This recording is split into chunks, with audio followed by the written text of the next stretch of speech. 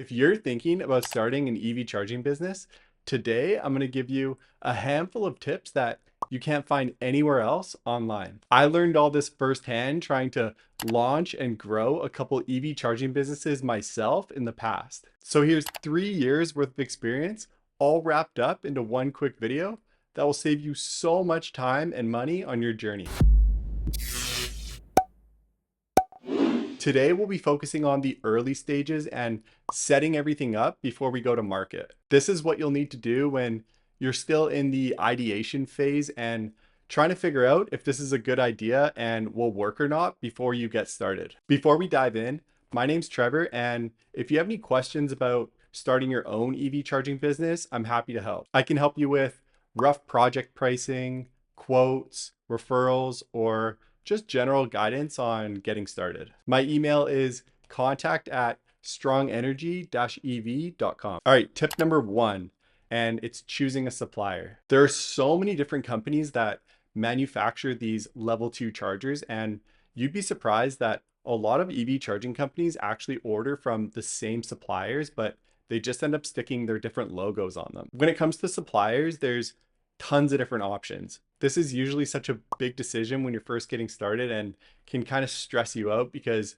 you're worried about making the wrong choice. But honestly, just starting with one, testing it out, you might end up moving away from it, or you could have a good experience. It's all part of the process. Another big concern I hear is, oh, well, what if we choose a charger that's not compatible with these different EVs? The good thing is you don't really need to worry about that. Almost every charger that you'll order, especially level 2, is going to have the J1772 plug. And if the EV driver drives a Tesla, they're going to know the ropes and they're going to have to pull out their adapter, clip it on to the plug, and be able to charge their Tesla that way. So yeah, don't worry about ordering the wrong type of charger. It's going to be able to work with any EV. All right, the third piece of advice when we're setting everything up, and this kind of ties into the previous one, but it's all about getting quotes. So we're going to want to reach out to as many different suppliers and providers of the hardware and the software to request quotes and see what their offers are for their EV charging services. The more information about what the options are out there and how much it costs will give you a better understanding of how much your upfront investment will be to get the first project off the ground. Because everything we're doing here is focused on landing that first project and making sure that it's a success. So although I first recommended ChargeLab, I'd still say that you should reach out to a handful of suppliers that are in your area. If you give me a shout, I'm happy to break down the different options and what their offers are and how much they cost. But it's also a good idea for you to talk to people that are local in your area. The main thing that we want to look out for here is in terms of the hardware, we want our chargers to be OCPP compliant. This just means Open Charge Point Protocol, and let's say that you ordered your charger and connected it to a certain software provider. And this industry is new, right? Like these companies are coming and going and changing. So what happens if your software provider goes out of business? Does that just mean that your charger's dead and you can't do anything about it? You're stuck like that? Not necessarily. With OCPP, it means that you can switch software providers. So it's almost like a cell phone. If you're not happy with your cell provider, then you can switch from Bell to Rogers. I'm in Canada, so I'm using Canadian cell phone companies. These level 2 chargers are actually more like cell phones than you might think.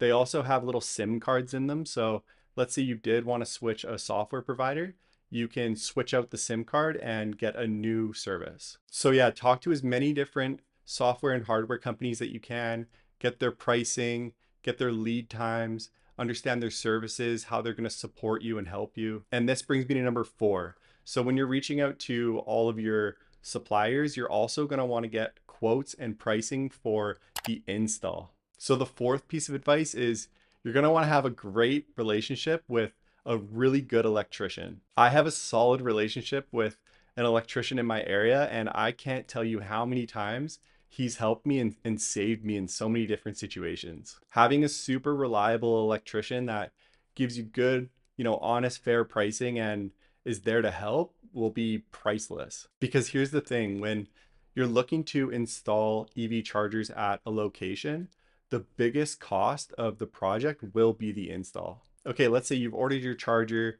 you know your software provider, And now you're starting to look and try to figure out where you want to install it, right? The install cost will swing so greatly depending on how your location is set up that you're choosing to install your charger. I've seen installs be so cheap, and I've seen them also be crazy expensive that, if they're up too high, it's just not even possible to make a profit on. So choosing a location that has a cheap install will be paramount. And how this works is, so let's say you have a location that is interested in potentially installing one of your EV chargers, then the first thing you'll need to do is reach out to your electrician and schedule what's called a site visit. And the site visit is when you and the electrician will meet with the host on site or the owner or the proprietor of the location, and you'll do a walkthrough of the building. And what you're really looking at is where the charger is being installed, how far away it is from the electrical room, and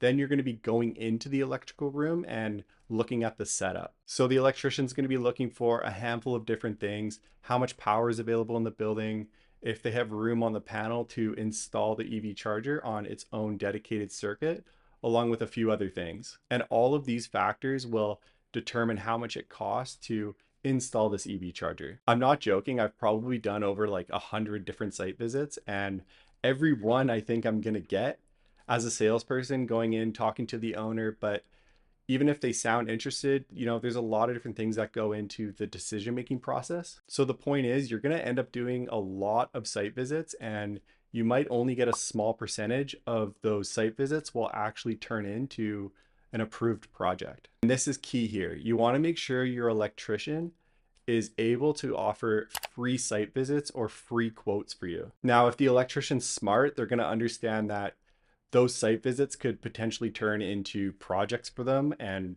turn into money and profit for them. So if they have a good business sense, they'll usually offer free site visits, especially if they have a good relationship with the EV charging company like yourself, and they know that you're serious and you can land projects for them. They'll usually offer free quotes for you. But there's also electricians that I've worked with that don't offer free quotes, and they'll charge like $100, $200 to come to site with you to do the site visit and create the quote. And I get it, it's labor hours, it costs them money. They're paying this electrician to, go to site and spend the time doing this. But if you have to pay for each quote, then you're going to run out of money really fast, because you're going to be doing tons of site visits and you're not necessarily going to be getting all those projects. So the key is to find a great electrician who's done EV charging projects before and also offers free site visits and quotes for you. All right, the fifth piece of advice is, because we're still in the setup stage, we're still kind of getting a feel if this business is going to work for us or not. The main thing we're doing here is we're assessing how much it's all going to cost us. So we've identified the chargers are going to cost us money, the software is going to cost us money, the install is going to cost us money. And is there any way we can get some of this money back? Usually the answer is yes. And this is where rebates and incentives come in. So the fifth piece of advice is reach out to your local utility company. Now, you could just look everything up online and try to read through those government websites, but it's painful and super confusing. It's not like they make it really clear. There's all these different technicalities, and yes, you're eligible if this or not at that. So yes, you could read through the websites and try to decipher the code of the incentives that are explained online, but it's usually super complicated, more than necessary. So I would recommend that you just reach out directly to the utility company, and they'll often have a team or somebody in charge of talking to potential people that are looking to install these chargers and explaining if they're going to be eligible or not for these incentives. Because usually the way they lay it out, it's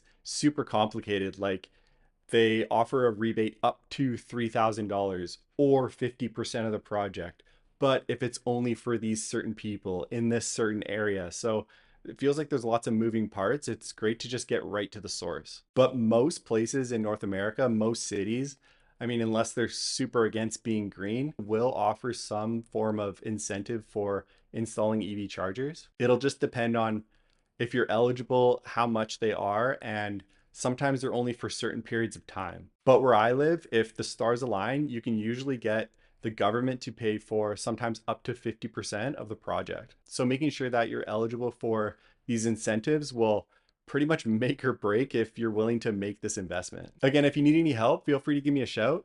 I'm happy to help walk you through these steps and figure out if setting up an EV charging business in your area would be a good idea or not. If everything works out and lines up in our favor, this is usually a pretty healthy business to start. My email is in the description below. And as always, I'd love if you were to subscribe to the channel and keep following the journey. Thanks so much for checking in, and I'll catch you on the next one. Cheers.